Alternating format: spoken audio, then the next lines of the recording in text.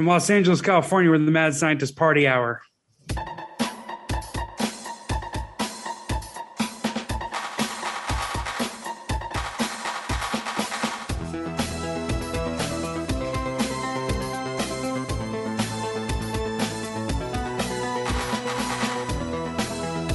Ho, ho, ho, friends!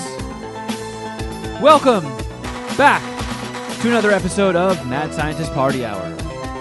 My name's Kevin Kraft, joined once again by a man who has turned his pants and underwear into coal and is currently jacking off his candy cane to a reindeer's anus. That's Geoff Clark. Hey, what's up, y'all? And beaming to us from the South Pole, the bearded booger-eating Grinch known as Shutty Boy. Yo. All right, so here we are. Back once again, the final show of 2021. The final show of Shutty Boy's 30s. Shutty So we're not confused. recording next week? Is it me or is Shutty Boy just plummeted? You're now third in line of MSPH intelligence.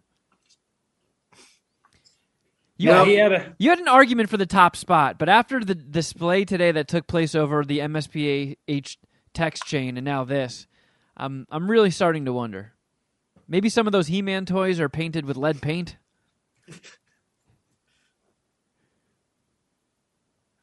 I was going to let you just further crucify Shutty. I didn't really want to step in I'll give there, him one more. Didn't you also tweet that this was the final show of your 30s? That doesn't mean it's the final show of the year. That's a good point. Since my birthday is Saturday, and we would record then on Monday the 27th. To meet you guys both in the middle, I'm a little confused as to why this is the final show of this year, but I also, as you're saying and as we're talking about, I'm thinking maybe you go back east, and that's why. I don't know that. I knew that he was coming back east. But I don't know that it was ever actually stated, if you're questioning it just like I did, that it was never explicitly stated that we would not be recording next week. I had Geoff's back when Shutty Boy was acting retarded earlier, and now Geoff does not have my back when Shutty Boy is currently acting retarded. Well, I'm just trying to understand both arguments here. And also, Kevin, we have to bring the listeners up to speed in your current predicament. And as far as I'm aware of, like, you're still in limbo on what you're doing for the rest of 2021, as far as I'm concerned.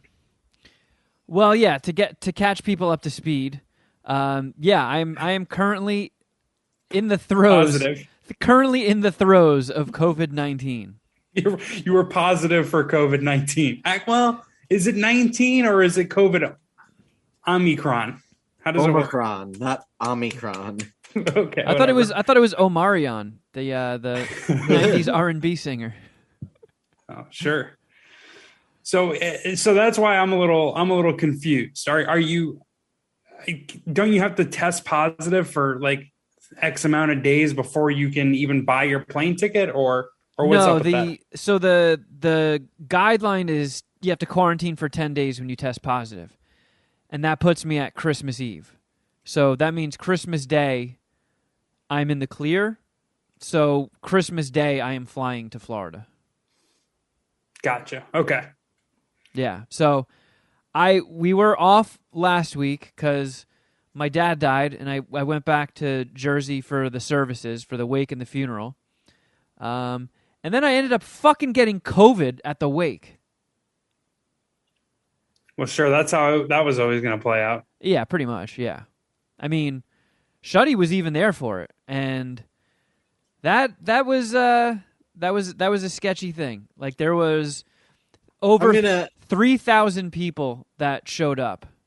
Holy shit. I am going a rock concert. I am going to right out of the gate say that Kevin sent me a text a couple days before saying that there were going to be a lot of people and that he was going to make sure that we all had N95 masks. And part of me was thankful that he was being responsible and thinking ahead like that. But there was also a part of me that thought Kevin was just being neurotic and overblowing it and overreacting a little bit. And then day of, I was like, oh my God, Kevin is 100% right. And then a couple days later, he was even more correct. Yeah. Yeah, the funeral home at one point, so it was like a 4-hour window, I think, for the wake, 4 or 5 hours, and halfway through it, the funeral director was like, yeah, we've counted 3,000 people so far. So it's probably more than that. It was probably close to like 5,000. But it was crazy. Like the amount of people that came to, pay the respects. And while it was very nice and touching, it was also like, man, I wish a few of you motherfuckers would have worn a mask. Like, haven't I been through enough? I just lost my dad. Now you're going to give me fucking COVID. And here I Lo and sit. behold. Here I sit. I'm sitting in fucking home in isolation. Like, when's the last time you want to spend extended time alone by yourself? I don't know, probably when losing a parent. But yeah, that's how I around have to the roll through holidays. this. Yeah. And now I'm spending the fucking week before Christmas by myself. Fucking rent rat came and dropped me off groceries. But like, yeah, I'm trapped in here. Yeah. Sucks ass. If it weren't such poor timing and just, I don't even know like how to joke or how to go about it, but you were definitely in the minus odds of you getting COVID at your father's funeral. Like it was almost a guarantee that that's what was going to happen. But we couldn't say that, because we didn't have enough time to record and because it's, terrible conversation to have, obviously. Yeah.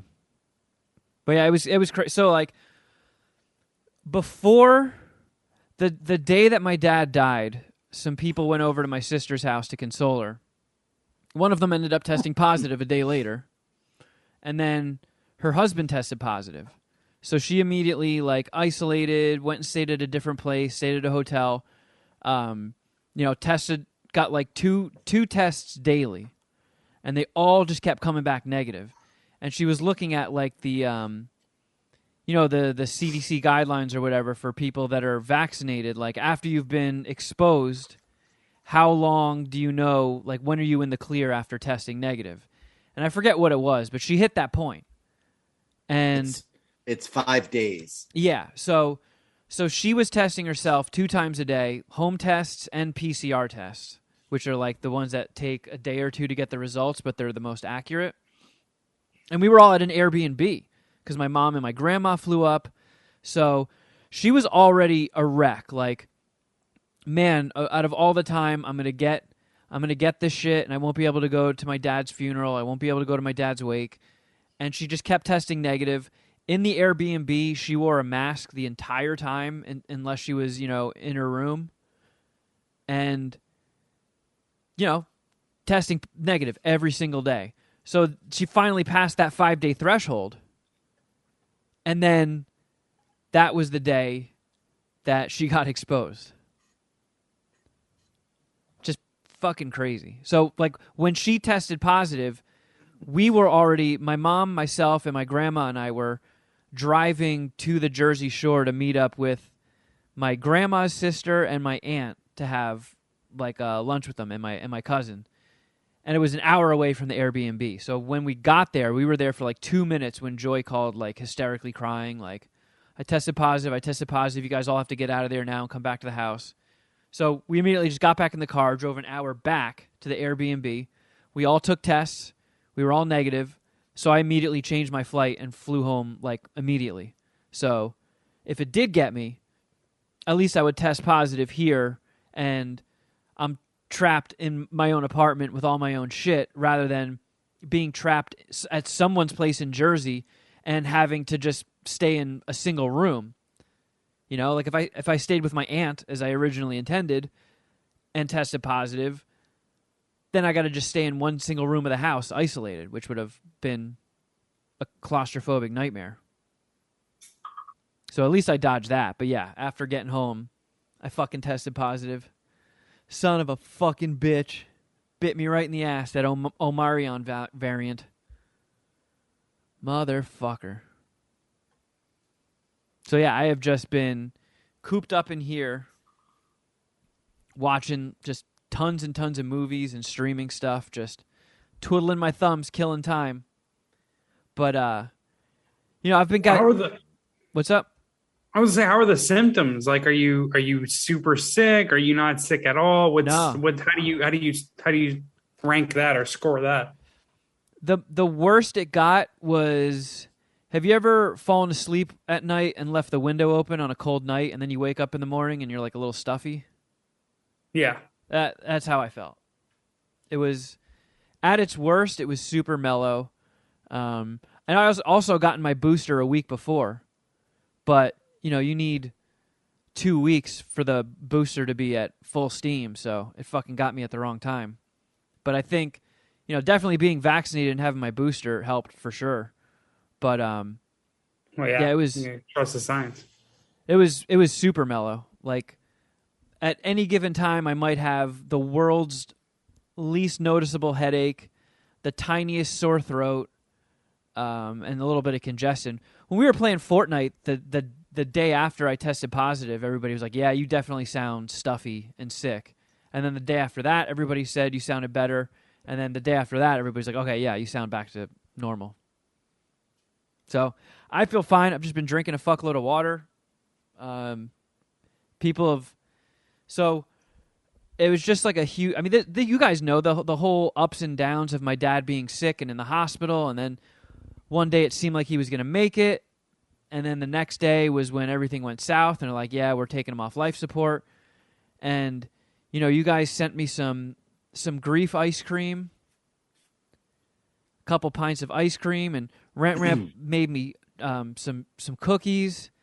And, I've just been getting bombarded with sweets. Like, I got...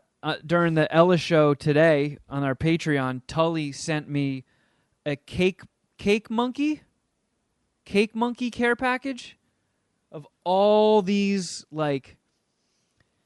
chocolate covered cake peanut butter sandwiches and giant cookies and pastries. And our homie Ginger and Juice sent me a big box of chocolate covered pretzels and gummy bears. I'm just going to come out on the other side of this with a full D cup. Yeah, you're going to be in the COVID risk pool. Massive. I'm going to be fucking disgusting. Well, hey, good thing you already got your relationship situation ironed out. Yep. She'll put up with a plumper, Kevin, for a couple months. Don't let your weight just get out of control, but yeah, I think she'll deal with it. These are grief titties. You give me a couple months of push-ups and I'll get rid of these. Yeah, dude. You'll bounce back early 2022. Yeah. I have faith. But Jesus Christ, 2022. Gotta be an improvement over this, right? My fucking God. I wouldn't say all that. I know. Yeah, there's definitely I still wouldn't so go much. That far. There's so much that could go wrong. I just say we all have a lot left to lose still, all right? I feel like maybe I've earned a little bit of mercy. Maybe take the foot off the gas a tiny bit. Let me catch my breath. No. That's not how life works. At least give Geoff some. Make something bad happen to Geoff. Yeah, I can deal with some downfall. Yeah, I've been a little too confident, playing with too much house money lately. Yeah, give Geoff COVID. He's always fucking spracking off about it. Humble him. For sure. Come on, universe. I'll never test positive for COVID because I believe the testing and all that stuff is they're just mining our data for marketing purposes later on down the line. But I could get COVID for sure. I mean, I'm not changing how I operate. I'll tell you that. You know, there's that thin line between a lovable retard and a hateable retard. And sometimes you do that Fred Astaire dance right over that line. Well, I'm sorry, Kevin. I trust the science. And as someone who's vaccinated and plans to get boosted. I don't know if I plan to get boosted. I could get boosted. You know, So if you I get believe COVID, that- you're just going to go around and spread it to people? I mean, again, I'm not going to know if I have COVID. And yeah, fuck, I don't give a fuck. Of course I would. I mean, the vaccine, they've been throwing the vaccine out of the fucking back of trucks for like 6 months now. I mean, if you're that tripping about it, you can get the vaccine and you can get the booster. At this point, they're arguing about which vaccine is more effective. That's how good we got it over here. So I don't give a fuck about giving anyone COVID. No, dude. And if you're someone who isn't vaccinated, then you don't have any right to bitch about it. And I trust that most of them won't bitch about it. Is that insensitive? Perhaps. I don't know. But there isn't a fucking... I think you know. There isn't a financial or medical excuse for not being vaccinated. And I'm not saying... I'm not someone who's like pro-vaccine mandate. I'm just saying like the option's there. And that's the best you can do. So I don't feel bad if I were to give it to you. I don't. Sorry. I think we should all just drink from the COVID dish and see what's up. Well, there you go. There's our check-in with resident edgelord Geoff Clark. Doesn't everybody think he's cool? You just said that the symptoms weren't that bad. The worst was like a fucking you leaving the window open overnight. Sounds like you're in a roundabout way saying that the science does work. I'm saying it. Yeah, I mean, if you look at the statistics, but it's not a fail-safe. There's not much in life that's 100% guarantee. Well, yeah. So sure, you, Geoff, as a vaccinated she-male, could, get COVID and get your ass kicked by it.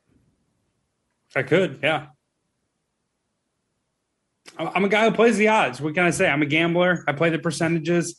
I have a much likelier percentage of not dying from COVID than I do of losing with the Houston Rockets tonight. So that's a much bigger concern for me currently. I don't know. You look like you might have This is about to be a fat joke. those COVID germs foaming at the mouth. I'm vaccinated though. Do you not trust the science, Kevin? You trust the science, don't you? All I'm saying is when COVID gets their Playboys delivered, they open up that centerfold and bam, there's Geoff Clark. I know it wants to hook onto me. I know COVID wants a piece of this ass. They're jacking their little fucking protein strands off to you, laid out butt naked, tastefully tucking on a bearskin rug. Well, hopefully it all continues to go good for me. I haven't had COVID yet, so knock on wood. There's a chance you could get it on the basketball court. There is, absolutely. Like, hypothetically speaking, like if some girl comes to the basketball court and kicks your ass. Let's stick with COVID. All right, I don't want to talk about this. What, you getting beat by a girl playing basketball? Yeah, I came out of my between two flushes retirement to open up my soul to the Puminati, and now you're using it to fucking jab at me. Yeah, what Kevin's talking about is accurate. I did lose to a woman in basketball recently, and it was fucking brutal. It wasn't that I lost. It was that she manhandled me. Like, this girl got in my ass. And I've played some good basketball players. I've held my own against basketball players that I had no business holding my own on. This girl beat the fucking brakes off of me for a good hour and a half. I couldn't go anywhere. I couldn't do anything. And I was like addicted to losing to her. Like, I could have left. I could have left after the first or second game, but I stuck around just to continuously get my ass whooped by this fucking girl and her older brother. It was terrible. It was a terrible, terrible experience. She pulled out so many fucking moves. It was, if I could separate myself from it, it was very impressive. Let me ask you this. Very impressive. When you check the ball, did she do the move where she like threw it forward and bounced it off your forehead and caught it and then started playing? No, I mean, it wasn't that like gross. Like, I'm good at basketball. It was just like she pulled a lot of good basketball moves, like up and unders, like finishing with the opposite hand. She used a hesitation dribble that still has me like at the court. My soul is still at the court watching her run by me. Like a ghost situation. Like it was, yeah, I don't know. Like she hit every jump shot. There were jump shots that she made where she wasn't even looking at the basket. Like she caught me flat-footed because she was staring at her teammate, and then she would shoot it and it would go in. It was like, what the fuck? What the fuck? All right, you're going to make a shot without even looking at the basket? All right, well, fuck me, I guess. Did you ask her any follow-up questions? Or are you like, whoa, are you Shaquille O'Neal? No, I just said I was like, wow, you guys could play a little bit, huh? I'm like, yeah, I'm just getting lucky, which was even worse. Like that even felt worse about because she's bragging without bragging, essentially, right? Like, yeah, I can play. Yeah, I'm busting your ass. Yeah, whatever. I guess I'm getting lucky. Ha ha ha. But I asked them because there was a rule that is played on the Long Beach LA Fitness basketball court that's unique to Long Beach LA Fitness that they had a question about. So I asked them, where do you guys usually play? And her response was, we work too much, which was even fucking more aggravating. It's like, oh, okay, wow. I thought I was playing the backup shooting guard of UCLA or something. Instead, I'm playing a bitch who fucking works at Home Depot or something. He's just busting my ass in her off time. Do you think that maybe that was more just playing coy and she was just hiding her identity as a WNBA player? No. I mean, she definitely wasn't like a WNBA player. She wasn't. I would say. Would you recognize a WNBA player if you saw one? Probably not. No. Probably not. No. But so we can't rule out the fact that she could have been. I mean, we can. Or a college basketball player at the very least. Yeah, she was wearing a Cal State Dominguez Hills t-shirt, which means she could have been playing for that college. But dude, and when I was in college, St. John's University, they're a Big East school, right? They're a Big East women's basketball team. I played against St. John's women's basketball players and didn't do nearly this bad. Like this girl fucking cooked me. Like it was terrible. It was terrible. And then I had to wait a game because after my 2-on-2 game loss, someone else would immediately pick up, right? And as I'm sitting there on the sideline, this old guy comes up to me and starts trying to start a conversation like, oh man, she could really shoot. And I was just fucking pissed. I was like, yeah, dude, whatever. And just shot him a look, get the fuck away from me. This is not the time. I'm coming to grips with my basketball mortality. And this girl just fucking massacred me. My carcass is all over the goddamn court. Dude, I don't have time for your, she can shoot, can't she? Yeah, thanks, asshole. Yeah, she can shoot. She could do a whole bunch of other things besides shoot. She gave me a hook shot in the fucking lane. It was unbelievable how many moves this woman had for me. You're reminding me of that episode of The Simpsons when Krusty the Clown gets shaken down by his bookie for betting against the Harlem Globetrotters. He's like, oh, they had a ladder on the court, for Christ's sake. So I feel like Geoff is doing, oh, she fucking hook shocked me without looking and had a ladder. What the fuck? I don't know. The joke with the Harlem Globetrotters is that they're always supposed to win, and betting against them is retarded. We should catch people up to speed because, for people that are listeners of the show familiar with us, Geoff you currently look like you just got an electrical shock or something. Your hair's all over the place, your shirt's all stretched out. The beating that he took at the hands of that girl this weekend absolutely is evident. I'm wearing it on my face, aren't I? You look 10 years older than you did last week. But you don't look like a basketball player. No. And this is something you've said in the past, and I'm not trying to be mean, but I've actually seen you play basketball. I went to LA Fitness with you once and saw you play, and I was like, wow, okay, now that I've witnessed this with my eyes, yeah, Geoff can ball. It's a hard thing to imagine. That's like if I was telling everybody, like, look, I know this might seem like a stretch, but I'm a fucking championship arm wrestler. I go to truck stops and I just house these motherfuckers and fleece them for all they're worth. Be like, man, I'm just looking at you. I'm having a real fucking hard time believing this. Right. But you can ball. And I know you've gotten props before from people that have shown up at pickup games and looked at you and misjudged you and sort of written you off. And then you smoke them, or you at least make them work harder than they thought they were going to have to work for it. And I know you've gotten respect on the court from that a couple of times. But there were a lot of people commenting on our Patreon on that post of your Between Two Flushes telling this story, saying like, fuck, I have to see you play basketball. Like maybe I don't know how we can make that happen. Like if we had like a Puminati outdoor event and there was like a field day, we could do that. But I mean, outside of that, like I'm not gonna stream myself playing basketball because that would probably look actually terrible, right?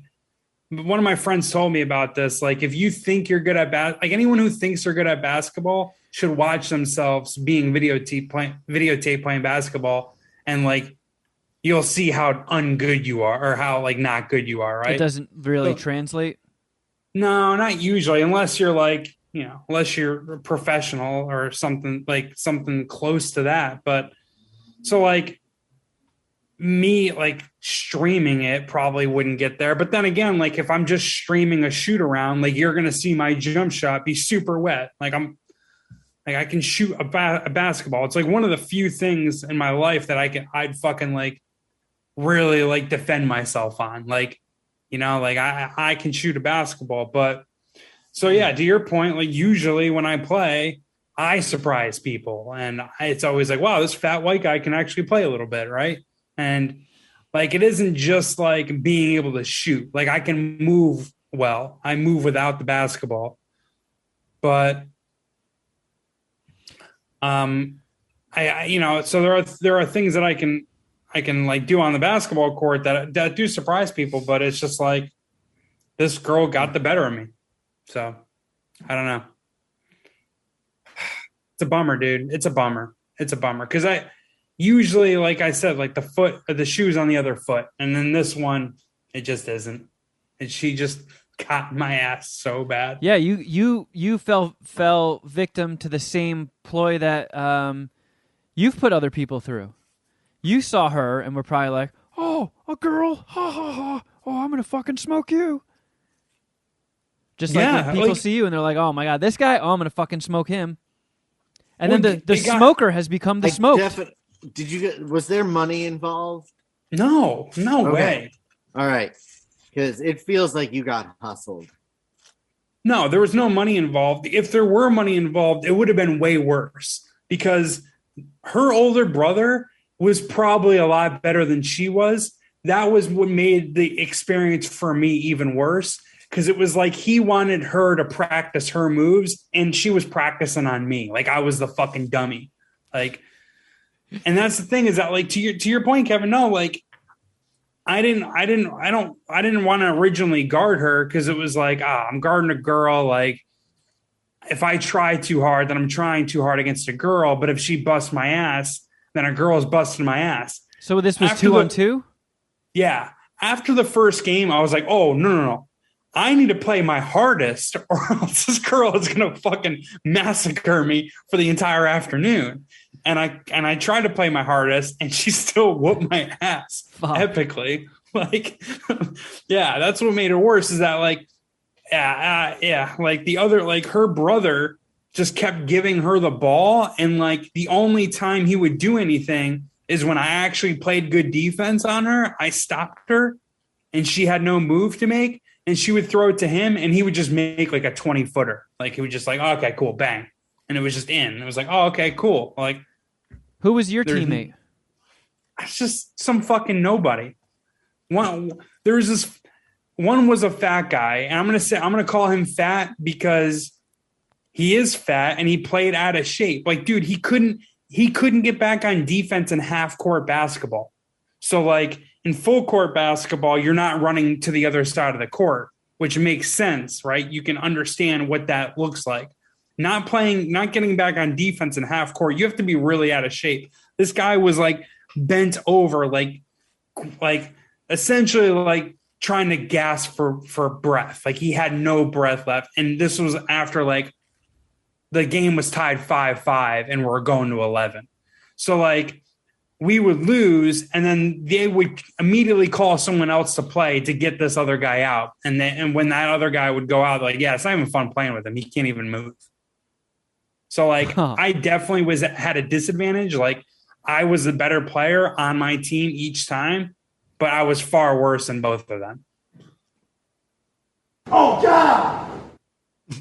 Like we would lose like 11-4, 11-5. I would have all 5 points and the other guy would do nothing, but I would also give up like 10 or 11 of the points to that girl. So it was bad news. So you ended up getting beaten by 11 wet In a perfect world, somewhere there is viral video of this girl just manhandling. Just fucking faking Geoff right out of his sneakers. Dude, the hesitation dribble she pulled on me was so lovely. It really was. I was just stuck. I just didn't move, and she just ran by me. You should have just been like, hey, could you teach me that? Yeah, I got to the point where I kind of wanted to like keep shooting around and keep playing with them so I could pick some things up and like, I don't know, maybe like get in their good graces because next time they came to the basketball court, maybe we could play 3-on-3 and I could be on their team instead. But, dude, I don't think I'm doing a good enough job of explaining it. I think my emotion in the between two flushes kind of encapsulates it. But I immediately started recording as soon as I went home because I needed to talk to someone about it. And like, I was just so blown away about the number this woman did on me. It was so bad. You should ask to be on their team, and then you can like really hustle people. Because people will write you guys off. They'll be like, "Oh, a chick and a fat guy. Oh yeah, we're gonna smoke them. We'll put $5,000 on this." Oh, $5,000. I don't know. Okay. I mean, you'd have to really find a sucker to make that bet, right? Because someone who's putting up $5,000 to play basketball theoretically can really play basketball, right? They're fucking good. Like no one's putting up that kind of cash unless like they're super rich and they just have like fuck you money, right? Have you ever been at the courts and put money on a game? Yeah, for sure. Have you ever won and gotten your ass whipped because people got pissed off? No, I've never gotten beat up. Have people ever like contested the win and not wanted to give you the money afterwards? No. Have you ever contested a win and tried not to pay? No, I've never. I honestly, I've played for money like 3 times in my life, and it's always happened. Like it's happened in college. It's happened in the dorm rooms. I'm in Paul's room with all of his black roommates. One other guy who shows up who I've never met before, doesn't know I could play basketball. We get into an argument. He challenges me for money. We go outside. I bust his ass. At the end of the game, like, you know what? You can keep your money. He gives me the money anyways because I knew he was going to. I said, you can keep your money just to be a dick, just to twist it even further, you know, because I didn't talk any shit leading up to the game. I just like, yeah, okay, we'll see. So that was like my, way of talking shit. Like, no, it's all good, man. Keep the money. I knew I was going to win. Saying something like that. How are you at horse? I mean, I'm awesome. At horse. Yeah. That's one where I'm not being guarded. It's just jump shots. Like, so I can, Did you talk any shit to the girl? No. I don't talk shit usually. Like you have to really get under my skin for me to be talking shit. And it's usually a situation where it's like, someone goes like this or says they have a mismatch and they're talking about me. Like going like this means like, give me the ball, let me go one-on-one with this guy because I can take him, right? Or saying like I got a mismatch, right? So you wag your fingers? Yeah. Means like give me the ball, like I'm gonna go one-on-one here because I have a mismatch. Or someone will straight up yell, mismatch, I got a mismatch over here. One kid recently yelled, mismatch, I got sumo on me, talking to me, called me sumo. So that was actually pretty good. That was some good shit talking. But I busted his ass. This girl. Oh, who's sumo now, bitch? Pretty much, yeah. I was like, yeah, that's kind of what I said at the end of it. Like, yeah, talking all that sumo shit. This fat guy just handed you your fucking lunch. But no, I didn't talk any shit. I mean, I knew she was gonna. I don't know. I didn't know she was gonna bust my ass, but like after the first game, I knew that I was gonna have to really like give it my all just to like break even with this girl. And I knew we were never going to win because her brother was going at like fucking 20% speed. And if he just turned it on, like this motherfucker, I think he could have dunked. Like that's how like athletic and like good he was. Like I think he could have dunked. He was just playing in like khakis and like a hoodie. Like he wasn't even trying. It was. Oh shit. Yeah, it was bad news. Hey, what are you guys on TikTok? God damn it, Kevin. I thought we were going to talk about more of your shit. I mean, we got through it. I don't know how long we want to dwell in that area. It's kind of depressing. Yeah, I mean, for me, this is pretty depressing too. But I get, you know what? You're right. Once again, Shutty is the one that walks away unscathed. He came to my dad's wake and funeral. No COVID for him. Well, and he didn't even get boosted yet, did you, Shutty? Not yet, no. Wow. Completely irresponsible, but hey, I don't know. Maybe it's something in the booster, right? Oh my God. Okay, so I almost forgot to say this. So after all this shit goes down, so my Uncle Rob in Florida, his car broke down. So he reached out to my mom and he was like, hey, my car broke down. Can I use yours while I'm gone? And she was like, yeah, of course, sure. So he goes to her place, picks up her car, and he's out driving with it for a little bit, and all of a sudden it just clinks and slows down and dies. And he has no idea what the fuck is going on. So he calls a tow truck, gets it towed, calls my mom and tells her, like, hey, so my car is dead, just took your car out, your car just died. And she's like, holy shit. So the tow truck driver, after they dropped my mom's car off at a mechanic, was nice enough to take my uncle to my grandma's house, who was also in Jersey for the funeral, and takes her car. So once he gets out onto the highway, rear tire blows out while he's going like 70 miles an hour. Spins the car out. He's able to like keep it under control and pulls off to the side. Completely blown out tire. Exploded. So he gets that towed, gets a ride to his work van, to his work truck, goes in there and goes to get something out of the glove box, and the handle just comes off in his hand and separates, sealing the glove compartment shut. Jesus. So the day that we're all leaving Jersey, I changed my flight to leave when my mom and grandma were flying back.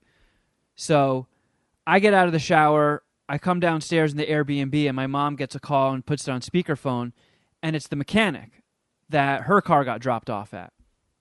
And the guy goes, I don't know how to tell you this, but your gas tank is full of water. And she was like, what? Water? He's like, yeah. So it completely just, that's why the car shut down. Your gas tank is full of water. So what we're going to have to do is remove the gas tank, drain it and clean it, and drain and clean all the tubes and pipes that come out of it. And he's like, there's no parts because all we're doing is cleaning all your existing shit and putting it back, but it's intensive labor, so it's going to cost you like $2,100. And she was like, what the fuck? She's like, how does water get in a gas tank? He's like, honestly, I don't know. it would have to either be deliberately put in, or the last place you fueled up had a leak in their tank and underground water spilled into it, and you just pumped your car full of water. Which is weird because so my uncle did not fill the gas tank up. I mean, he just got the car and started driving it when it died. She clearly had the car for a few days before leaving Florida, so it was fueled up with that water fuel for a bit. So it's a complete mystery. We have no idea how her car filled up with water. And the guy was like, you can go to the last gas station you went to and ask them if anybody else is having that same problem. And she was like, okay, even if that is the case, what are the odds that this gas station is going to own up to it and be honest? It was like, oh, water in the gas? I don't know. Huh? That's weird. Yeah. What'd you do? Yeah. So I actually was kind of curious. Like, I mean, mechanics are known for being shysters. They are sometimes dishonest to try and get more money out of people. Like doctors? They tend to... Oh, boy. Oh, Edgelord's back. Sorry. Especially if they see a woman's car, they tend to take advantage of women more than men because they're like, oh, well, they probably don't know shit about cars. I can just tell them they need blinker fluid or whatever. I would like to know, because that's one of the things I've noticed. Anytime people talk about cars or anything on a podcast or a radio show, people just light up. So anybody that's listening that's a mechanic or knows shit about cars, have you ever heard of anything like this in your life? Could it be from anything else?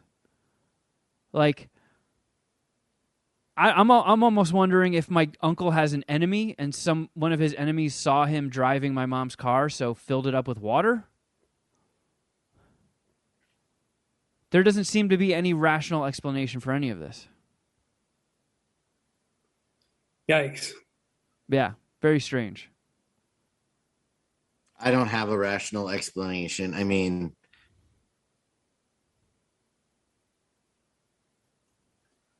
did they really say it was like full of water? Yes. Because I've heard of getting a little bit of water in the gas tank, which does cause issues, but never full of water. Yeah, that's what the guy... I heard him on speakerphone say, your gas tank is full of water. It's just... And that was just, after my dad's funeral, after my sister testing positive for COVID and all of us, flying home early, that happening on top of it sent my grandma into a tailspin. She's not much of a swearer, but woo! She went off. She was like, are you fucking kidding me? This fucking shit, fucking shit, fuck shit, what? I have to say, Nana, it's been a few years since I've had the pleasure of being in Nana's presence, and she's embracing her golden years. And oh, is she ever? And I really think that she knows exactly what she's doing, exactly what she's saying, but she's leaning into the fact that she can just shrug it off as being old, and we just all have to accept it. I spent a lot of time with Mom and Nana last weekend, and she would say something and then she would just shrug her shoulders and move on to the next thing. I'm like, hell yeah, Nana. And she partied too. She also partied. She partied. She likes her beverages. She's big into French martinis and Cosmos. What the hell is a French martini? I don't know. She got in this phase where, so she was ordered by her doctor.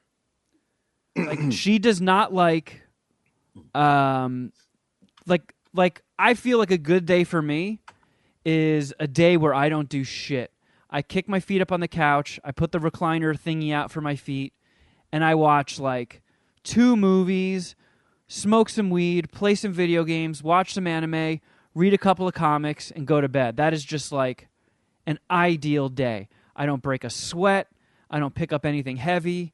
It's just nice, relaxing, and mellow, and I just enjoy the things that I like. She does not have that off switch. She doesn't like kicking back and having an easy day. She has to be on her feet, moving around. What's the next thing we're doing? What's this? Like wiping down counters, cleaning something. Like she does not have an off switch. And when my grandpa got put in a home, the doctor was saying to her, he's like, you know what? I am ordering you relaxation. He's like, I'm set. He took her smartphone and was like, I'm putting in a daily alarm. When this alarm goes off, what do you like to drink? She was like, Cosmos. He's like, okay. When this alarm goes off, you immediately stop what you're doing, you go make a Cosmo, and you sit in a chair and you chill out. Cosmo clock. Yeah. So she started going to a bar near her because, she was lonely by herself in this house. And she's like, you know what? I'll just go to a bar. I'll have a couple drinks and, talk to the bartender or talk to whoever else is there, make some friends. And she went to this bar and she's like, yeah, could I have a Cosmo? And she was like, okay, well, I don't have the stuff to make a Cosmo right now, but I can make you a French martini, which is close. And if you like Cosmos, I think you'll like this. And she took one sip and it blew her mind, and that became her number one drink. I just had to Google what it was, and finding out the ingredients answered one of my big questions from the visitation, and that was who was drinking Chambord. Oh, yeah, of course it was Nana. like it's very weird to see just a bottle of Chambord sitting around.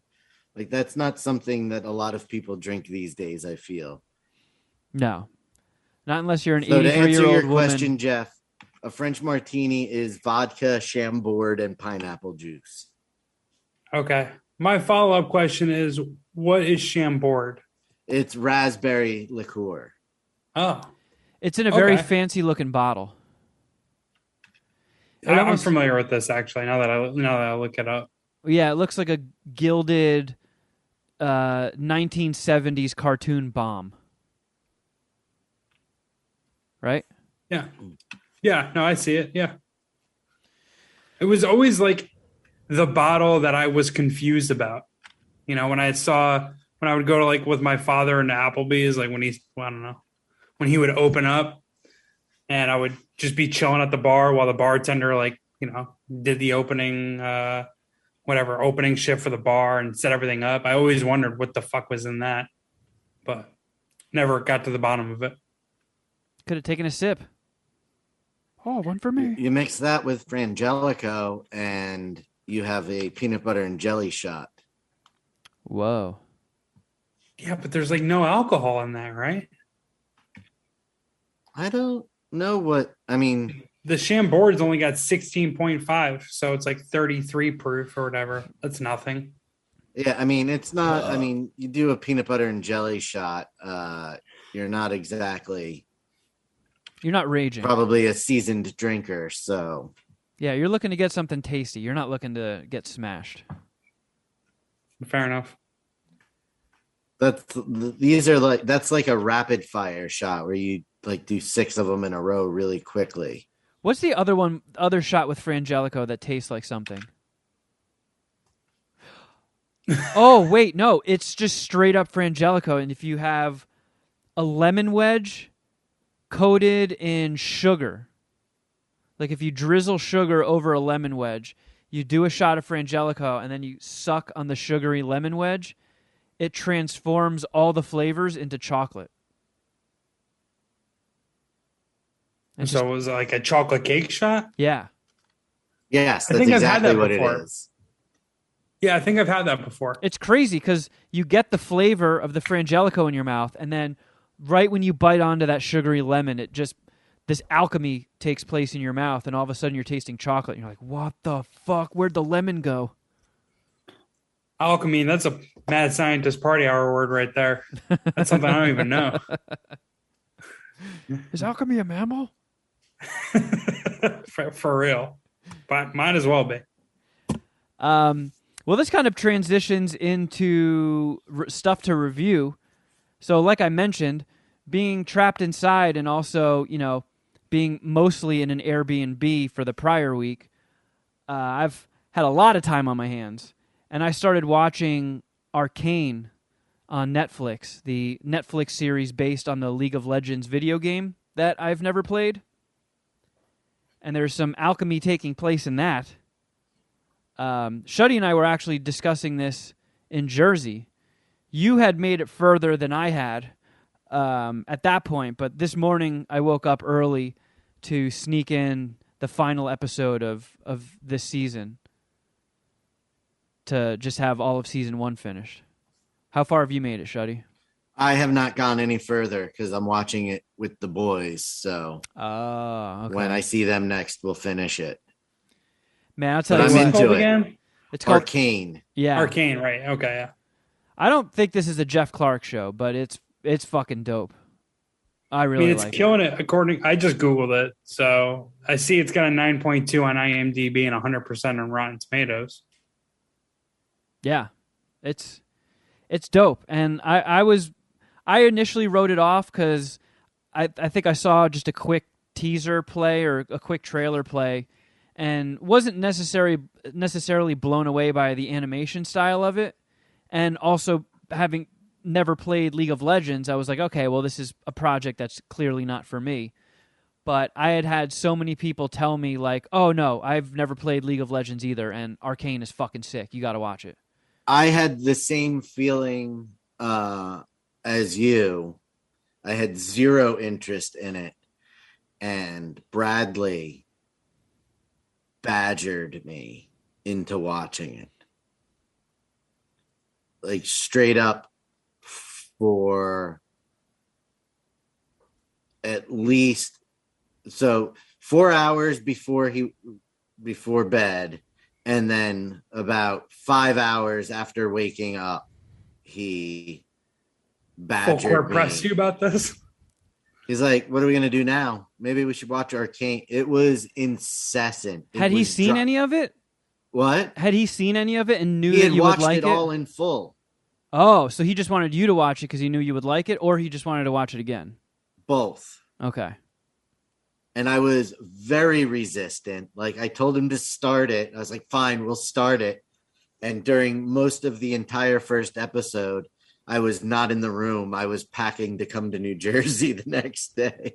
So, like, first episode, I was like, I'm not digging this. I have no idea what's going on. And he's like, that's because you weren't watching it. And then I sat down and we powered through 4 episodes rapid fire and was really enjoying it. Yeah, it's cool. The animation style, while I wasn't in it at first, once you get used to it, it's really fucking dope. I really like the way it's done. The colors in it are also really cool looking. There's cool, interesting characters. The whole like city and the underground, it's all designed in a really cool way. It almost reminds me, it's got like a Final Fantasy vibe to it almost. Like if you mixed Final Fantasy elements with some Game of Thrones elements and then made it sort of video gamey. That's kind of what you get. The action in like all the action scenes, like the fight scenes look fucking sick. The choreography in them is awesome. I know it's not technically choreography, I guess, since it's not humans acting out things, but like the hand-to-hand combat scenes are so fucking sick. The only real drawback to it is the fucking theme song. Holy shit, does that suck ass. It's those pussies Imagine Dragons. Like, they're terrible. How have they gotten a hall pass for so long while Nickelback is getting shredded? Like, okay, yeah, Nickelback sucks and all, but have you heard Imagine Dragons? Holy shit. Imagine Dragons is fucking man bun core. It is the corniest shit I've ever heard in my life. They're a glorified Chili's commercial band. Their career should have peaked at doing music for Chili commercials, and even that, they'd be outkicking their coverage. The fact that they're like a stadium band is just an injustice to good taste, and every human being should be mortally offended. I don't know how we got there. I got a little lost in the sauce. I will say, though, something that me and Cheech were talking about. Do you think Dave Grohl is like the last rock star. I mean, I don't know what your feelings are at Dave Grohl, but like is there rock stars anymore? Like I don't think there are. No, because they all go the Imagine Dragons route where they're just like pretending to be rock bands, but they're just like talk rapping over dubstep. And like, hey, we're rock and roll guys. Shut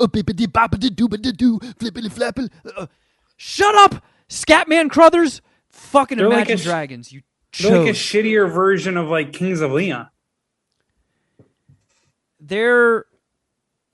I would say Imagine Dragons belongs in the same trash bin as Nickelback, Smash Mouth, and Five Finger Death Punch. They're all fucking ass clowns. And Shutty Boy smirking because he likes Smash Mouth. Well, because, I did meet him before he went off the rails. I can't get enough of you, baby. Their first album is actually pretty darn good. It goes off the rail on that album.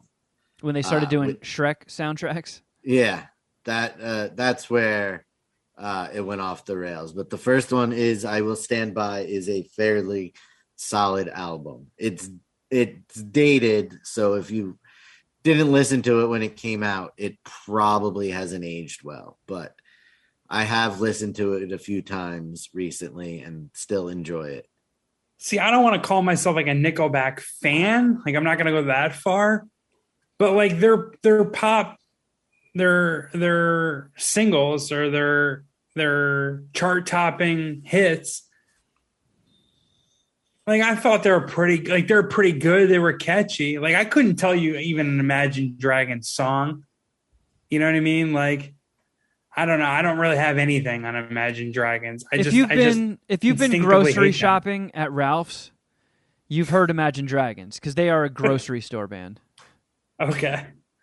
So I'm saying I don't think you could say I don't even think Nickelback is that bad. And again, Smash Mouth, you know what? I don't know. I'm kind of out of my depth there. I was going to say Smash Mouth had their time in the sun and the spotlight and killed it for a couple of years. When they were walking on the sun. I'd assume that Imagine Dragons is in the middle of their moment. Hence, we're talking about them. I don't know. It seems at like this point, they've been around long enough to where it's concerning. It's like, wow, people really haven't caught on yet how much of turds these guys are. Yeah. Yeah. I you know what? If we're ranking them, I would say Imagine Dragons is the worst. Yeah. Like, I think, like... I'll listen to Smash Mouth. I'll listen to Nickelback before I listen to Smash Mouth before I listen to Imagine Dragons. Yeah, for sure. Yeah, I mean, I can't say it any better. I think like when you put Nickelback in that conversation with those bands, I immediately want to defend Nickelback. I don't know why. Like my first instinct is like, whoa, wait a second, Nickelback isn't that terrible. But then I'm getting myself into a position where I'm defending Nickelback, and it's like, well, wait a second, that's not where I want to be either. I'm kind of with you, Geoff, because I feel almost like Nickelback has completed their Ragnarok. You know, like. They had a meteoric rise to fame, were inescapable everywhere you went. Like the radio played them around the clock, MTV played them around the clock. They did songs in every fucking movie that came out. There was no getting away from Nickelback. Then everybody fucking turns on them, and they're the biggest. They're just a punchline. And then everybody kind of finds something else to hate, and they're like, it's almost like a retro thing. Kind of like what happened with Britney Spears. Like Britney Spears skyrocketed to fame, inescapable, everybody shit on her. She flipped out, shaved her head, fell off, and now everybody's like, free Britney, Yas Queen, Britney forever. Yeah. I'm starting to see people turn on her again, though. No way. Like, yeah, so... Now that she's free, now they're like, wait, I changed my mind, lock her back up.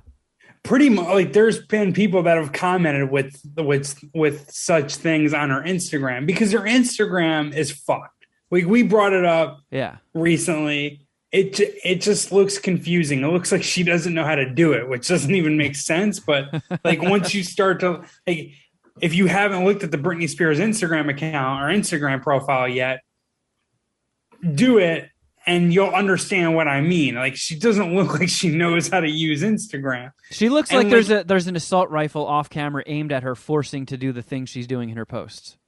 And then her like dance videos are just her spinning around in circles. She looks like a little kid, like a stupid little kid. And it's really weird. And I thought I was ahead of the curve on this. And so I expected to go into like her Instagram comments and everyone be like, yes, queen. Like, yeah, it's so great seeing you free and seeing you spin, girl. Yeah. But that's like a couple of the top comments. But if you scroll long enough, it gets to the point where it starts getting dark, right? And it starts like, whoa, wait a second, lady. Like, like this is creepy. This is weird. This is freaking me out. But I think that is a strong analogy. Like Nickelback, it's soared to it's beyond like its own heights. Like it got way bigger than it ever should have, that band. And then they probably got dragged even harder than they should have because of their success, which was undue. And now we all kind of just realize, well, whatever. It's like, I think most people are just neutral on the whole Nickelback thing. Yeah, that's where I am. Like if somebody told me I'm like, hey, what are you doing tonight? You want to come over and play Mario Kart? I can't. I'm going to see Nickelback tonight. I'd be like, oh, right on. Have fun. Yeah. I don't know if I'm that far removed from making fun of them, but if somebody was like, oh, I can't, I'm going to see Imagine Dragons, I'd be like, all right, I am deleting your number from my phone and I'm getting a restraining order against you. Because you know what it is? The Nickelback thing, if you're going to see a Nickelback show in LA, it's like probably at a smaller theater and it's not that involved. Whereas like if someone tells you they're going to see Imagine Dragons, they're probably going to the Hollywood Bowl. They probably spent like $200, $300 per ticket. Like they're making it like their thing. You know what I mean? I mean, I think Nickelback does still sell out arenas. This Britney Spears dance is insane. Yeah, you look a little perturbed there, Shutty. I could not get over it. And the comments were right. There was a mix of up top, it's positive. Yeah. It's like, yeah. And then you start going down and it starts getting harsher and harsher. It's good. It gets good, actually. I feel like Shutty Boy is resisting the urge to fire up his Skank Hunt 42 profile and start piling on her. No. Well, I mean, I wouldn't do that from the shadows, but I mean, I'll do that from the MSPH She was account. dancing like a crazy person. Yeah. And yeah, it's weird. It's weird for someone who's went through that much choreography. I'm pretty sure like did I say that right? Yeah. Whatever. It's just a good point. Like, isn't this your job to be a dancer? Why are you sloppily spinning in circles? Right. Like a child that ate too many pixie sticks. You literally forgot everything you ever learned or knew. Like it's weird. And she's dating a dancer. Her fiance is a dancer. Yeah. So it's like, is he just watching you fail epically and post it to the internet? That would be not stepping in at all. Literally a video of any suburban mom that is our age, like Britney Spears is. Like, it's just a suburban mom in her house thinking she can dance and looking completely insane. Right. And it's not, someone who's been dancing for all of their adult life and getting paid lots and lots of money to do it and is known for her dancing, apparently. Yeah, like she's doing like a full spin cycle to Lenny Kravitz, Are You Gonna Go My Way? And it's just like, what the fuck is going on? I like to imagine that if there was a behind-the-scenes footage of this, that her boyfriend is off camera on a ladder holding up a cat toy, spinning it in circles, and she's just like looking up at it, spinning and pawing at it. I want to see her just like puke. You know what I mean? Like just stop spinning and just like I mean, if you scroll through her feed, it's like 90% captures of her mid-spin. Yeah, dude. She really likes to spin in circles. Yeah. Maybe She's it gives just her a a free lost little buzz. kid. She's like, she doesn't party or do drugs anymore, but if she spins around in circles fast enough, she'll get a free one. So do you know if she was big into partying or doing drugs? My impression of all that was she actually just freaked the fuck out. Like she just wigged. Could have been. Yeah, I don't know. I honestly didn't follow it that closely, but Right, like I don't think it was ever like publicized, but it was kind of understood that Paris Hilton was getting after it with the drugs, right? You know, whereas like Britney Spears, just like I think she just kind of freaked out in the public spotlight. yeah. I don't know why I compared the two, but that's the analogy I decided to use. So Arcane, how many dicks are you? I'll suck. Did you already suck your Arcane dicks? 4 Arcane dicks. It's solid.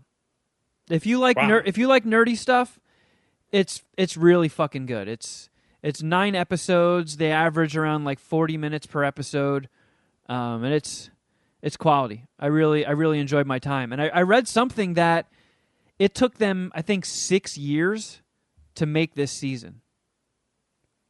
6 years to make these 9 episodes. But I know it did get renewed for a second season, and again, what I've been reading is it probably a lot of those years were spent making the model and stuff, and building the worlds, and like once you have all that stuff built, you can sort of just do a little bit of copy and paste action to make more episodes and stuff. So you're not necessarily starting from scratch every time. But I don't know. It ends on a cliffhanger, and I'm in. The next time they drop a second season, I'm fucking day one watching. That shit was dope. I do have one more thing to throw out there, and it couldn't have come at a better time because I am a diehard fan of MacGruber. I think the MacGruber movie is criminally underrated. It's fail-safe, makes me piss my pants from start to finish every time I put it on. It's like a comfort blanket. It's one of those movies I know I can always throw on if I'm in a bad mood and I'll laugh. And they made a series out of it on Peacock. And holy fuck, it is awesome. Is it Will Forte still? Yes. Will Forte, Kristen Wiig, Ryan Phillippe, and Powers Booth died. So the military figure is now played by Lawrence Fishburne. And So this is what Larry did instead of doing Matrix? I guess. But like, Wait, did he turn on the Matrix? I don't really know what happened. I was just making a joke, Geoff. Oh, okay. All right. Sorry. Well, I didn't know if that was baked in any truth. No, I don't think they asked him to do it. Right. So the in the MacGruber movie, the bad guy is played by Val Kilmer, and his character name is Dieter von Kunth. And the bad guy in the MacGruber series is played by Billy Zane, and his character name is Enos Queeth. Seriously? Yeah, Qweeth. Oh, it was a Quenos Keefe. No, Queef. Enos, Enos is his first Okay. name, and Queeth is his last name. So it's constantly Will Forte being like, "Fucking Queeth, ooh, I'll get you, Queeth." It's so fucking good. It's so good. Like I couldn't be happier that it exists. To me, it's the same quality of humor as the movie, and it's 8 episodes. They're about a half hour each. So you basically just got 2 more MacGruber movies out of this. It's fucking awesome. If you have Peacock, you are easily Did you getting get your through it money. already? No, I'm 3 episodes in. I just started it because I didn't even know it was on. I saw nothing. There's no press. There's no promo about it. I just fired up Peacock and it was in one of the banners, and I was like, "No way! Is MacGruber on?" And lo and behold, whole first season, right there. I Waiting. saw an ad for it when I turned on the TV. Because I having a Roku TV, it had an ad for Peacock for MacGruber, but I just thought it was the movie. And thought it was odd that they were promoting that the MacGruber movie was on Peacock. So this all makes sense now. It's just it's the perfect MacGruber humor. Like, they didn't miss a fucking beat between the movie and this series. Like, the opening scene, like the opening credits are done kind of like a James Bond movie, and it just shows his fucking ass. Like, it just pans, and it's his ass with, like, peach fuzz, and then, like, fire shoots out. It like, at a time where I'm so bummed out, I was cry laughing. It was so funny. It dropped at the perfect time in my life. MacGruber. Nice, dude. MacGruber, fucking there when I needed him, man.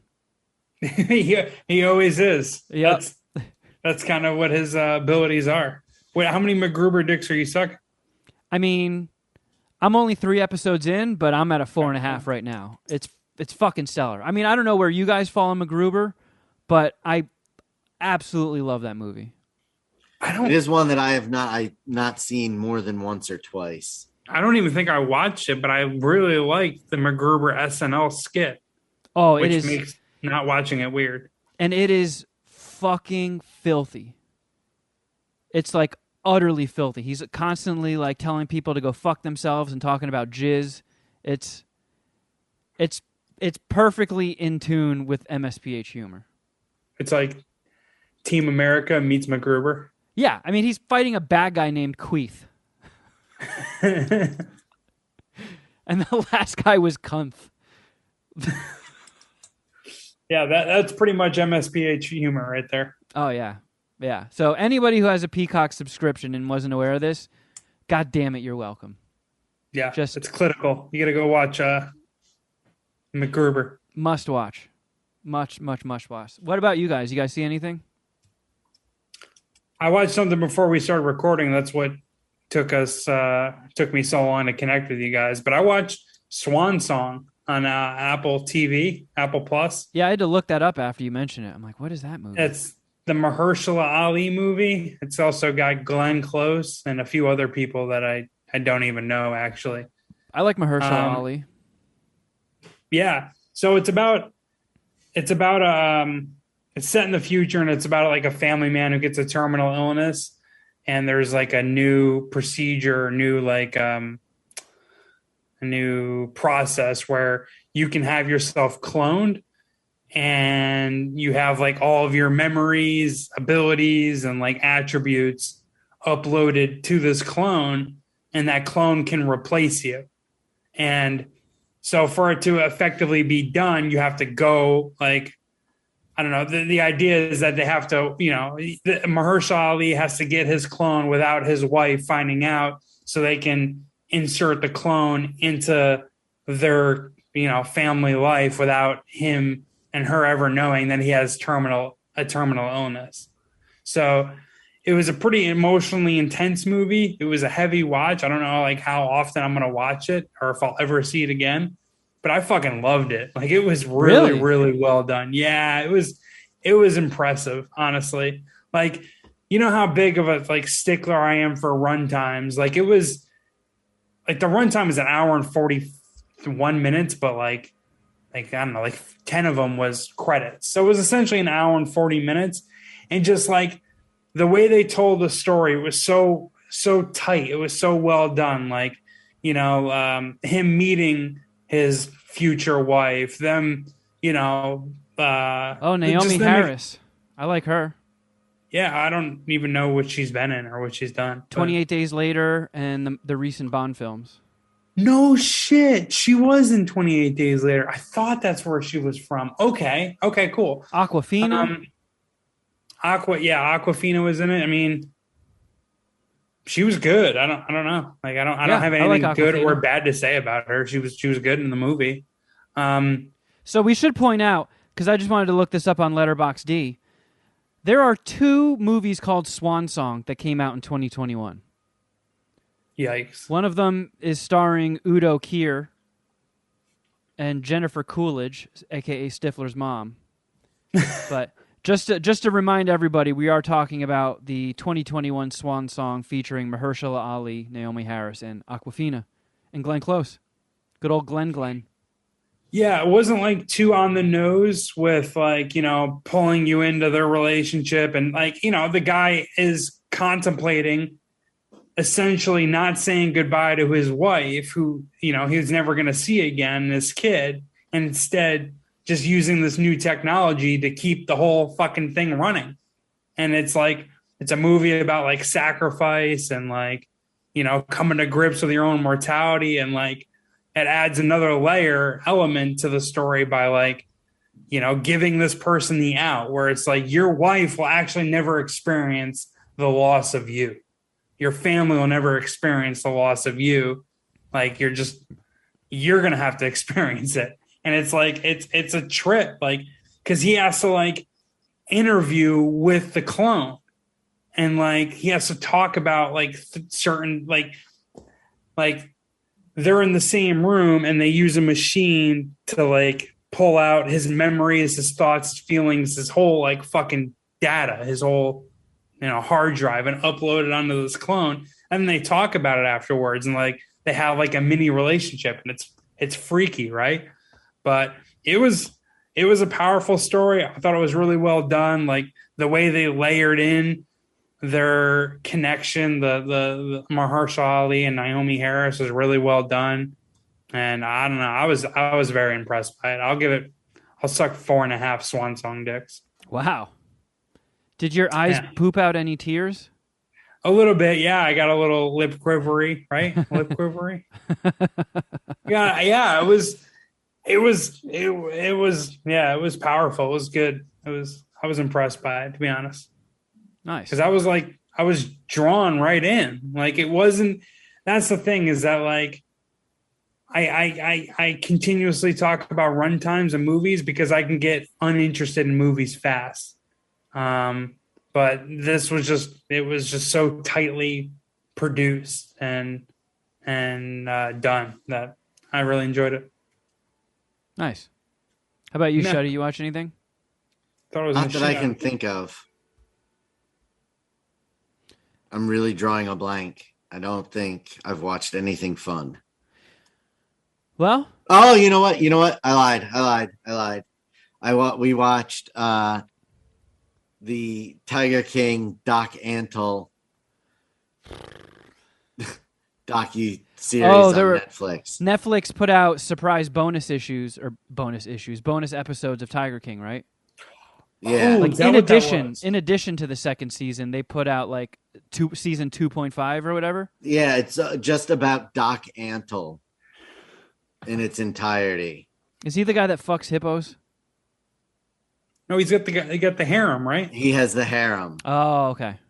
I mean, maybe he fucks hippos too, I guess. Yeah, and his story is, not surprisingly, also fucking insane. Are you enjoying it, Shutty? I mean, it was 3 episodes. It was quick. We banged it out in two sittings.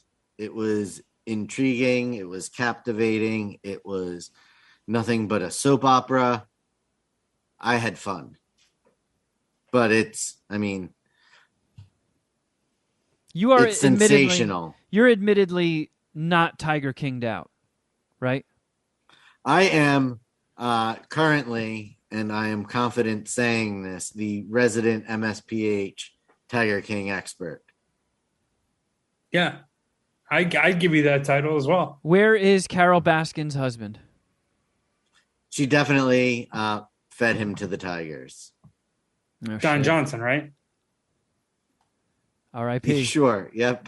Or Don King? No. Don Lewis. Don Lewis, right? Man, that would have been awesome if it was Don King. Don King is going to have an epic biopic done on him eventually. No, it's fun to watch. It's absolute garbage TV. It is not, it's not like other Netflix true crime docuseries where it's anything really, worthwhile. It's just sensational garbage TV. Yeah. And Doc Antle is, if even half of the stuff that they talk about in these 3 episodes is true, he is a complete garbage human and doesn't deserve the extra attention. Yeah, I feel like that's true of a lot of people. Mostly Tiger King subjects. Yes. Apparently. Yeah. All right. But they keep getting it. I should really watch the follow-up episodes because I love Tiger King, the first one. I don't see any reason why I wouldn't like the second one. And the third, I guess, with Doc Antle. But especially, I always thought the most fascinating part of that was the Carol Baskin shit with Don Lewis. Like, it was such like I guess it wasn't a throwaway story. It was like featured throughout an entire episode, but Doc Antle has a similar story in his back catalog. He might have murked somebody? A girl goes missing? Not a girl, like his best friend. Yikes. Fuck, dude. Yikes. I guess when you have just a fucking army of tigers and large animals at your disposal, you probably feel pretty invincible. Like, man, anybody who pisses me off, I'll just fucking make you disappear. I'll turn you into tiger poop. I mean, is it spoiling it if it's based on something that's happened and can be Googled? I don't think it's spoiling something if we give it a spoiler alert and it could be Googled. So I think effectively you can spoil it now. Okay. Do either of you mind if I say something, if I add more information so you guys understand what kind of murder I don't care. The only Absolutely way not. I will watch another episode of Tiger King is if Jessica Alba is in there doing full frontal nudity. So the story is that Doc Antle was with this guy who moved from Arizona with him and was managing the zoo, his first zoo in Virginia, and was planning on leaving and going back to his normal life, and then mysteriously fell off a cliff while out hiking with Doc Antle. Oh, so it might have been a whole "if I can't have you, no one can" situation, and kicked his ass off a cliff. Yeah. I mean, from what I hear, from dating somebody who is a murder junkie podcast enthusiast. Wait, Ran is? Yeah. I never knew this. Oh, yeah. She loves true crime, murder podcasts, all that shit. And she doesn't get you into them? Or you guys just go your separate ways on this? We have our own little universes there. Well, I have my comics and video games. She has her murder podcasts. Well, if this relationship's going to take the next step, you guys are going to have to start blending these things. Maybe she watches a couple episodes of Arcane and MacGruber, and maybe you sprinkle in some Tiger King. We meet in the middle. When we're driving in her car, she puts on like Doja Imagine Dragons? Doja Cat or Ariana Grande or Dua Lipa. Okay. I've had a couple of homies my age try to make a case for Doja Cat and Dua Lipa, and I can kind of see it. Oh yeah. Do you enjoy the music? Yes. Yeah. Okay. I think, right, fair enough. I think both Dua Lipa and Doja Cat kick ass. Okay, fair enough. Yeah, I'm getting similar reviews from other homies, and I'm thinking that maybe I could come around on them as well. Yeah, they're legit. If they're on in the car, I am not an unhappy camper. Okay. Yeah. It's a big thing for you to admit too. I don't give a shit, man. I'm too old to be cool, so all I can do is just be brutally honest. Like, yeah, I fuck with The Weeknd. You got beef? Suck my dick. I don't give a fuck. Okay. What am I? You've always had outlier weird things in your Apple playlist. Yeah. I mean, that's true. It took me a while to come around to Lily Allen for sure, but you were onto her way back. And I'll never forget driving back from Magic Mountain. You made Bonnie and I listen to Britney Spears. Oh yeah. Brittany Wow. might And spin- it always is so Brittany off-putting because it goes from it's been a while since I've been in the car with you, but it'll go from like Black Dahlia Murder and Skeleton Witch and that type of music to next thing you know, we're listening to Toxic. Toxic's that's a fucking sweet song. It just is a complete like death metal, double bass pedal, and then Oh yeah. Britney Spears. My playlist will go from like Black Dahlia Murder to Cannibal Corpse to like I Want to Go, Toxic, Womanizer, and then bounce right over to Cannibal Corpse. There's no rhyme to reason. Head spinning. There's no rhyme to reason. Look, I like what I like. That's it. I will be ashamed of none of it. Yeah, a guy eats cheeseburgers for breakfast. What do you want from him? Yeah. Yeah. Got a couple emails here, and this guy has a lot of questions. So he says, Dear MSPH, I've been listening to the show from the beginning. Really like what I'm hearing. I do have some questions. Could we get Miguel to come on sometime to give an update on his life? That's not entirely out of the cards. I mean, Miguel and I do talk from time to time here and there, but he's not without his own health issues. So I don't know if we'd be able to make that happen, but it would be nice to check in with Miguel. It's been a very long time since he's been on. He also asks, has there been any after effects from Geoff's scissor traumatic brain injury? Has he ever got back to playing basketball at the level he wants? I think we all can see that there's some lasting effects to his scissor brain injury. Where have you been in for the last couple of years? Yeah. Guess what I've been recently thinking about actually is, you know what? Maybe my basketball game has suffered since that scissor issue. That's something that I usually keep between me and the homies. Not that it's like a major like revelation or thing, but like, yeah, like my basketball has gotten worse since that incident. I've never been the same. Like, honestly, before that happened was the best basketball I've ever played in my entire life. I was the most athletic I'd ever been, and I was just playing the best hoops. And I think like the concussion that I sustained, smacking my head against a fucking counter, passing out, standing up, drinking scissor, I think that had lasting effects. It did for like the following month or two, but I've never been the same since. I still shouldn't have let that girl beat my ass. I didn't let her do anything. She just did, actually. So I actually take comfort into that. The fact that I didn't let her do anything. She just got in my cheeks badly. She got betwixt your butt cheeks. Yeah. Next question. After literal years of shaming, has Shutty stopped eating his boogers? Yes. I don't believe you. That smile? No. He hasn't stopped. Look at that face. I am way too high to answer anything seriously. I can't stop. I've been smiling for like the last 20 minutes. That's not a fair thing to use as my lying. But did you really stop eating boogers? Yes.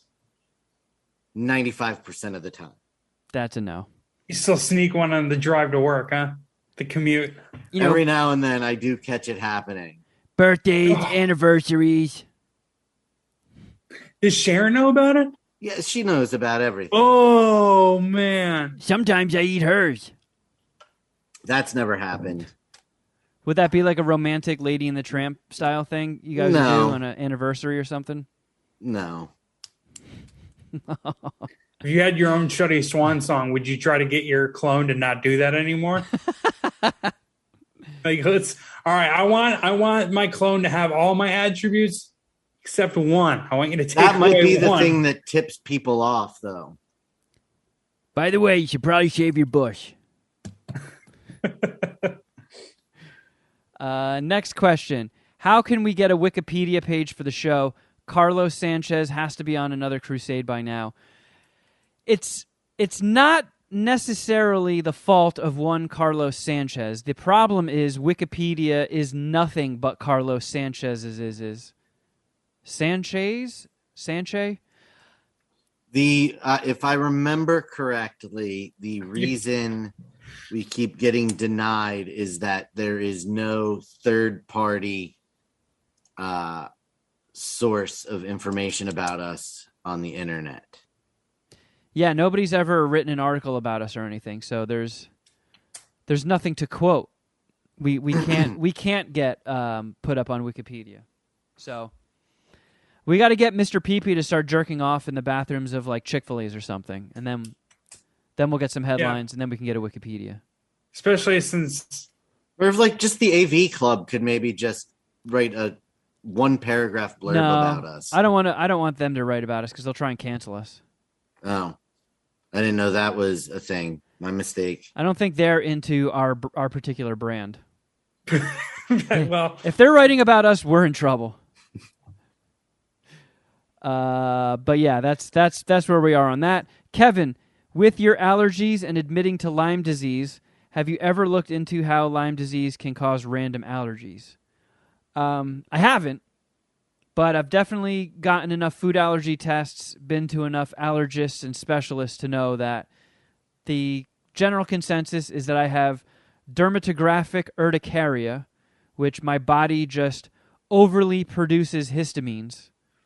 So I am just constantly itchy, and I have to take fucking allergy pills every day of my life, or else I am covered in red welts and itchy from head to toe. Let me just remind you, it is fucking awesome being me.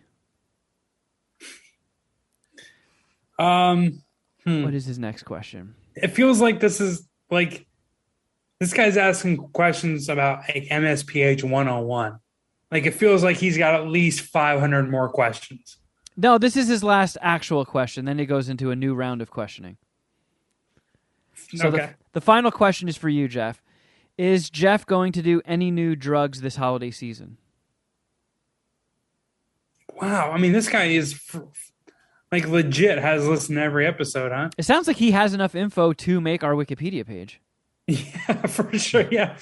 Let's flip the question back to you. How can you help us make a Wikipedia page, sir? Yeah. No, I haven't done any drugs in really a long, long time. That's since like before my previous relationship. So it's getting to the point where it's like 5 years. Like, what was the last Ellis Mania? I think that's the last time I did drugs. Yeah, it's been a few years. Yeah, I mean, like for sure.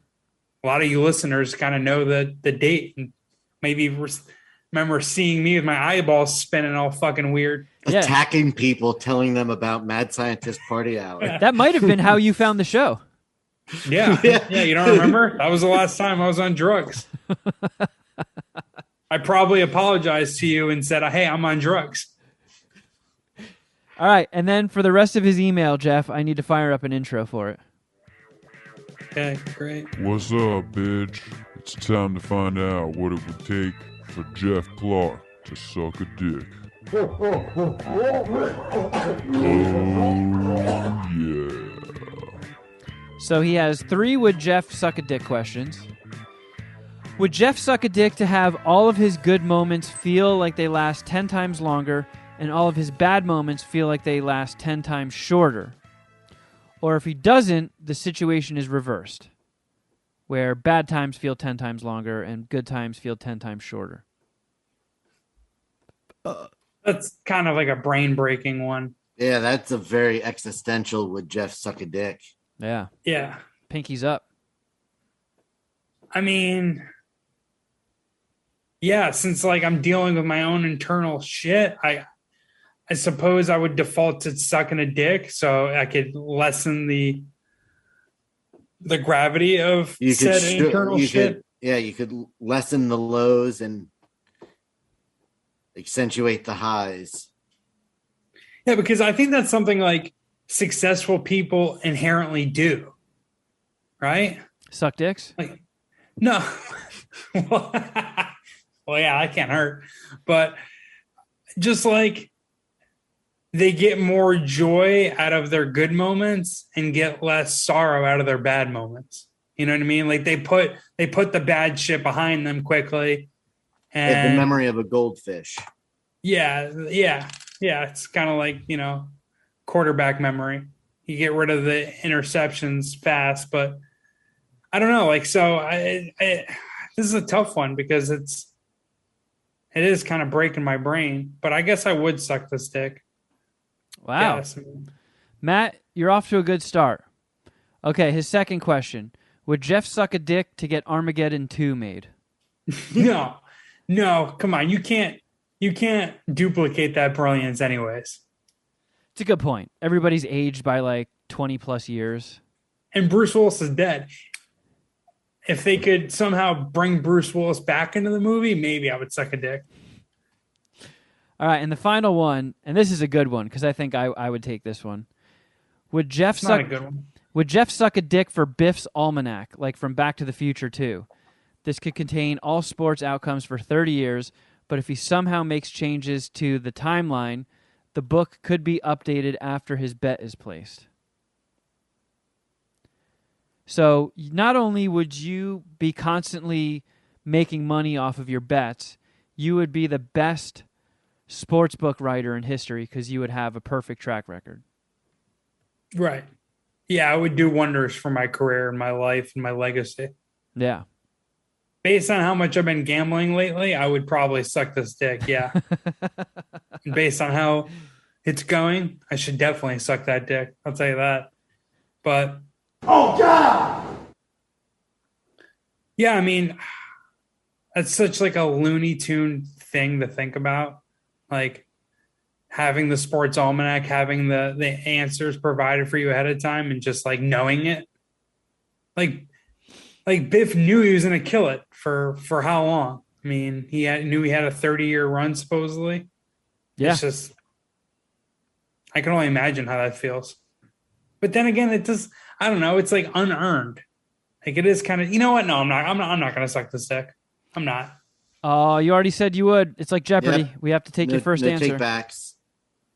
Whatever. So Whatever. Well, then I suck a dick with a perfect sports betting record. I guess that's not the worst dick to land on. shout out to you, Matt. You got Geoff to suck 2 out of 3 dicks. It's an impressive feat and some impressive questions. I hope that helped.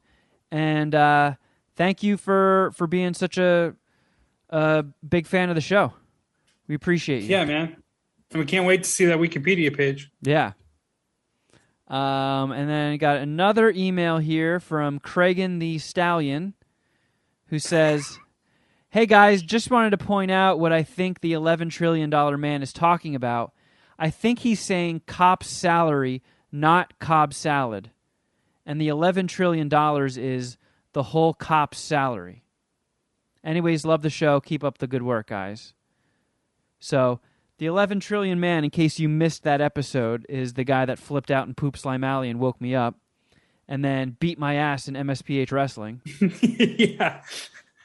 Caught mad wins over you. Yeah. And he gave us such drops as, Oh, God! and, 11 wet trillion. and, Y'all bitches are stupid. Y'all bitches are stupid.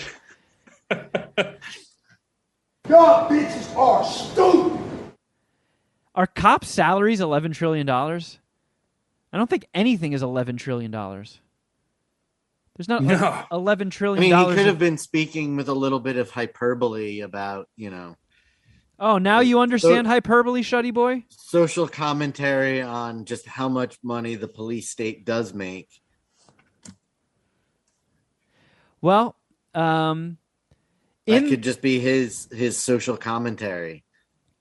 I was turning into an NPR podcast. In the entirety of the world, there is $40 trillion. So it says this includes all the physical money, money deposited in savings and checking accounts. But if you take in if you account for money in the form of investments, derivatives, and cryptocurrencies, the value of money in the world explodes to $1.3 quadrillion.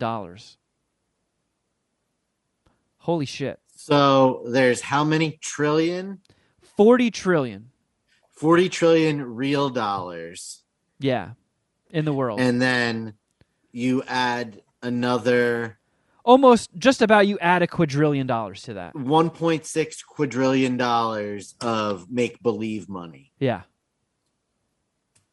That's pretty wild. 11 wet trillion. So he could be onto something. He could be. The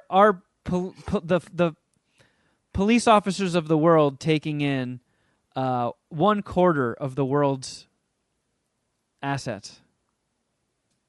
We'll never know. Well, I mean, 1/4 of the real money, but only 1/10 of all the money. Yeah, are there any departments that pay their police in Dogecoin?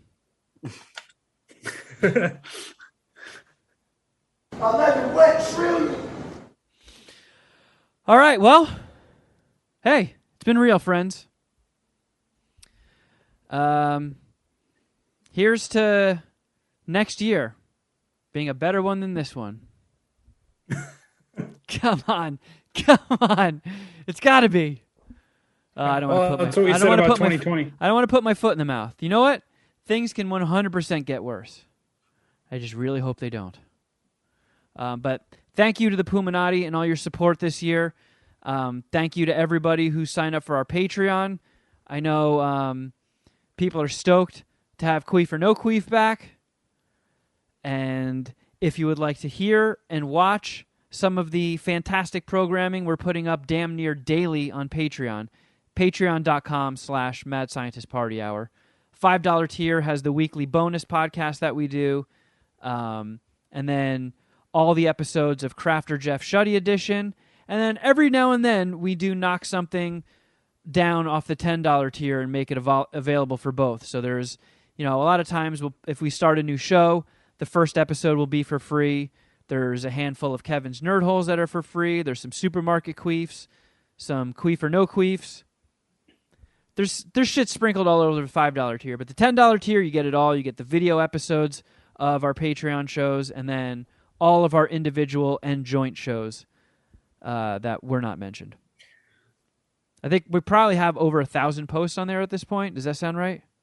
Let's see. I mean, January will be 4 years. 4 years of Patreon. There's 4 years of content there. MSPH has existed for 11 years now. That's crazy. Fucking nuts. Man. But we're still here. We're still here farting away. Can't get rid of us that easily. Nope. But yeah, again, check out our Patreon. If you'd like to be a part of Voicemails Yay, just call 201-472-0139, or you can shoot your emails to madscientistpartyhour@gmail.com. And you can also follow us on Instagram. I'm at Kevin Kraft. At Shutty Boy. At Geoff Records. And at MSPH Podcast. If you need a last-minute gift, you can hit me up on Cameo. They are cheap, and they are lengthy. Kind of like my lovemaking sessions. Some could argue they overstay their welcome. But we don't want to be advertising that your cameos lead to disappointment. Yeah, you can turn them off whenever you want. Kind of like me in my lovemaking. What else? Check out Bet Slippin'. Sure. Yeah. So that's my weekly sports betting podcast. It's quasi-daily. It's tough because of the COVID outbreaks and all the major sports to do daily podcasts when I don't know who the fuck is playing for each team. But yeah, we definitely do a weekly podcast for the NFL, and I'm trying to do them daily for the NBA. But Bet Slippin' Podcast. Thanks for the shout out, Kevin. Yeah. Everybody should check it out. And Shutty, you got anything you want to throw out there? No, sir. All right, friends. Thank you for a great year. We'll see you in 2022. And until next time, something.